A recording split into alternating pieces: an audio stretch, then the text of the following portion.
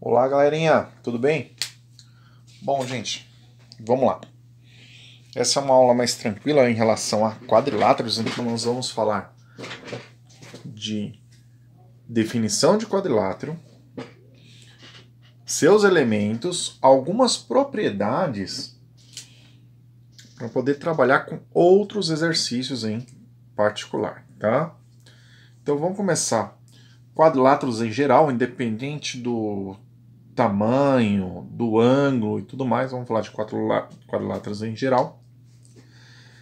Então nós temos aqui um quadrilátero desenhado com algumas coisinhas a mais, vamos definir cada uma delas. Bom, quadrilátero é uma figura formada por quatro lados, ou melhor, quatro segmentos de reta. Então nós temos o segmento de reta que começa no A e termina no B. Lembrando que segmento de reta sempre com tracinho em cima. Então nós temos o segmento AB, o segmento BC, que é esse daqui, o segmento CD, e o último segmento, que é o que fecha tudo, que é o segmento AD.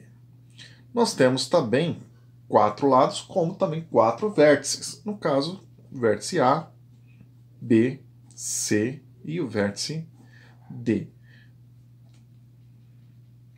É só letra maiúscula, ponto, sempre letra maiúscula. Quatro ângulos internos. Aqui estão representados, respectivamente. Pelo vértice A, eu coloquei como ângulo A, que é o mais comum. Lembrando que ângulo é sempre letra minúscula com sinalzinho em cima. Então nós temos o ângulo A, o ângulo B, o ângulo C e o ângulo D. Em português a gente chama isso de sinal de circunflexo, né? Mas isso aqui é matemática. É sinal de ângulo, de representação de ângulo. Quatro ângulos externos, lembrando também que é assim. O ângulo interno, vou pegar o D e o H aqui como referência. O ângulo interno D é a abertura entre dois lados consecutivos. O ângulo externo não. O ângulo externo não é tudo isso. Para a gente achar o ângulo externo, você tem que pegar um dos lados, prolongar ele para fora da figura. Aí você vai ter um ângulo de 180 graus e um outro ângulo menor. O ângulo externo é considerado o menor. O que nós podemos concluir aqui, ó, que a partir de um vértice eu tenho um ângulo externo e o outro ângulo interno, que é a soma dá 180 graus, que é o que a gente chama de ângulo suplementar. Então o ângulo D mais H dá 180, o ângulo A mais E dá 180, o ângulo B mais F dá 180 e o ângulo C mais G dá 180. O interno com o seu respectivo externo, sempre 180.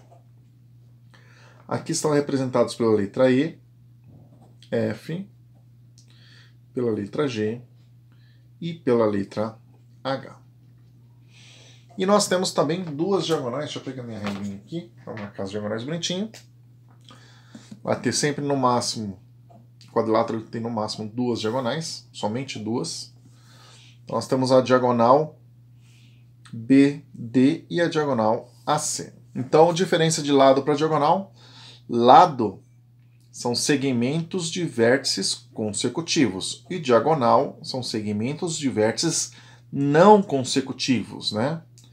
A, depois vem depois o B, depois o C, depois o D. A diagonal pula o C e vai direto para o D.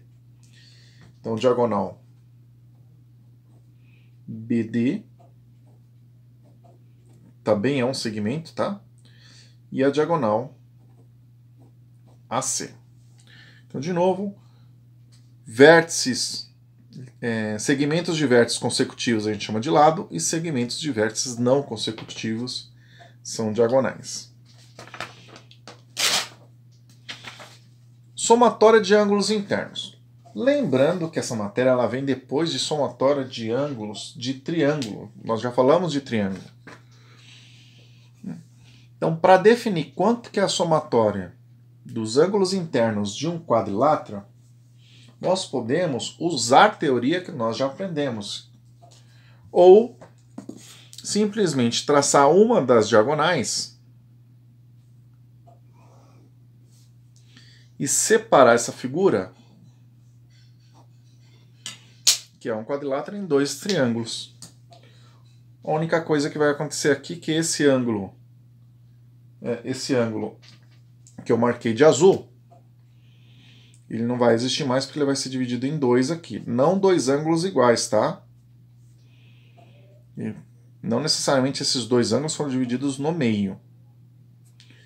E esse ângulo aqui.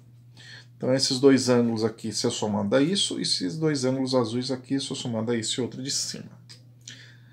O que eu tenho é o seguinte. Seguindo o que a gente já aprendeu de somatória de triângulo, a somatória de um triângulo vai dar sempre 180 graus. A somatória dos ângulos internos de um triângulo vai dar sempre 180.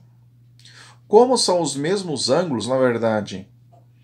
Ah, mas aqui em cima tinha 4, aqui eu tenho 6. Eu vou contar assim, ó. 1, 2, 3, 4, 5, 6. E a soma do outro triângulo também dá 180. 180 mais 180, a somatória dos ângulos internos de um quadrilátero vai ser sempre 180. 180 mais 180. Somatória do ângulo interno. Então, a somatória do ângulo interno de um quadrilátero, 180 mais 180, vai dar 360. Qualquer quadrilátero.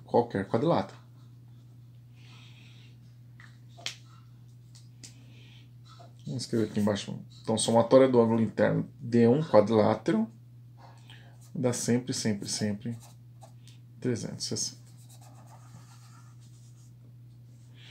Essa é uma propriedade interessante para poder trabalhar, tá? Lembrando que isso aqui são quadriláteros de uma forma geral. Não tem nenhum quadrilátero específico. Geralmente também chamados de quadriláteros que não tem nenhuma característica em função do lado, ângulo e tudo mais, nós chamamos de trapezoides.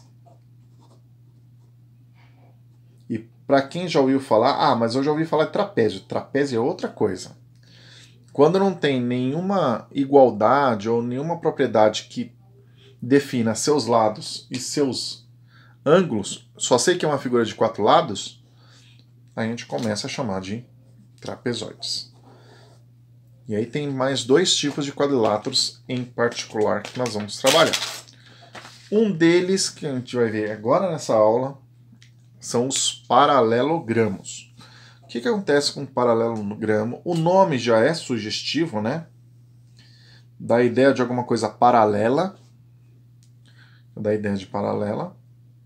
E é paralelogramo, não é paralelograma. Quando você percebe que a figura é paralelogramo? Quando eu tenho certeza que a figura é um paralelogramo? Quando ele respeita 3 propriedades. Uma das propriedades, os lados opostos da figura são congruentes. O que seria congruente?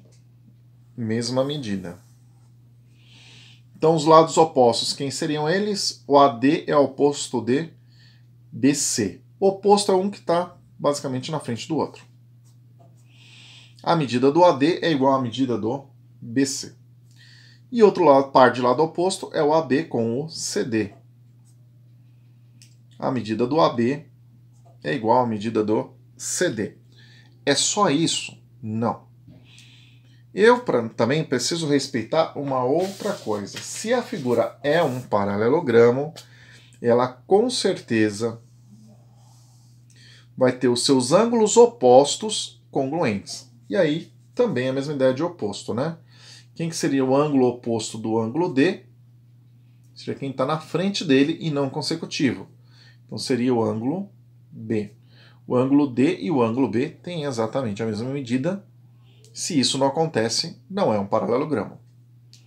E o ângulo A tem que ter a mesma medida do ângulo C. Tudo em referente a esse desenho que eu passei, tá? E se a figura é um paralelogramo, tem uma terceira propriedade que acontece dentro da figura, que é bem simples. Na hora que eu traço, na hora que você faz um traço com as diagonais, ou seja, você traça a diagonal AC. e você traça a diagonal BD, automaticamente elas vão se cruzar. Vamos chamar esse ponto onde elas se cruzam de ponto M. Se a figura é um paralelogramo, uma coisa muito interessante que acontece, que é isso daqui, ó. A distância de D até onde se cruzou, que é o ponto M, vai ser igual à distância de M até o ponto B. Ou seja, M é o ponto médio de DB.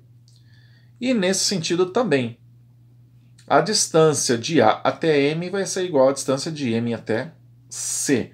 Ou seja, M também é o ponto médio da diagonal AC. Então a terceira propriedade é que as diagonais se cruzam nos seus respectivos pontos médios. Nos seus, né?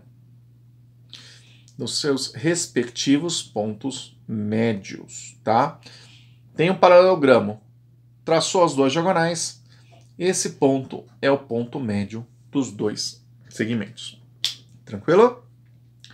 Bom, e uma última coisa que eu quero falar de paralelogramo, que tem 3 paralelogramos que nós estamos acostumados a trabalhar, tá? Lembrando, paralelogramo, os lados opostos são congruentes, os ângulos também, e as diagonais se cruzam no ponto médio. Existem 3 figuras que isso acontece. No retângulo, lados opostos têm a mesma medida e ângulos opostos, apesar que é tudo 90 graus aqui, mas eu considero esse com esse e esse com esse, tá? E as diagonais também se cruzam no ponto médio. A mesma coisa acontece no losango, ângulos opostos iguais e lados opostos iguais, e a mesma coisa acontece no quadrado. Porém, cada um vai trazendo uma característica um pouquinho diferente. Vou colocar um acento aqui que faltou. Quais são elas? Bem fácil. Quando que eu sei que a figura é um paralelogramo retângulo? Que a gente chama só de retângulo, no caso. Quando eu tenho 4 ângulos retos. Toda figura que é uma figura de 4 lados, que tem 4 ângulos de 90 graus, a gente chama de retângulo, mas não deixa de ser um paralelogramo. Característica do losango. É só um pouquinho diferente do retângulo. O losango, e é losango, não é losangulo. O losango tem toda a característica do paralelogramo. Eu estou sendo meio repetitivo. Mas os 4 lados têm a mesma medida. Então, os 4 lados são congruentes. Tem 4 lados congruentes. E o último paralelogramo, que é um caso bem particular, que todo mundo já conhece, que é o quadrado. No caso do quadrado, nós temos que os 4 ângulos são retos, logo ele é um retângulo também, e os 4 lados têm a mesma medida, que é a mesma característica do losango. Então nós podemos dizer o seguinte: retângulo é uma definição muito importante. O quadrado é um caso particular de retângulo. Todo quadrado é um retângulo, que ele tem a característica do retângulo, mas nem todo retângulo tem todas as características do quadrado. E com losango a mesma coisa. Todo quadrado tem as mesmas características do losango, quer dizer que todo quadrado também é um losango. Dizemos que é um caso particular. Mas não é todo losango que tem as mesmas características do quadrado, tá? Quadrado é um caso particular de retângulo, quadrado é um caso particular de losango. Isso é importante na hora de definição de exercício. Como ele coloca o exercício para trabalhar, ok? Gente, um abraço, dá uma moral, fico por aqui e tchau.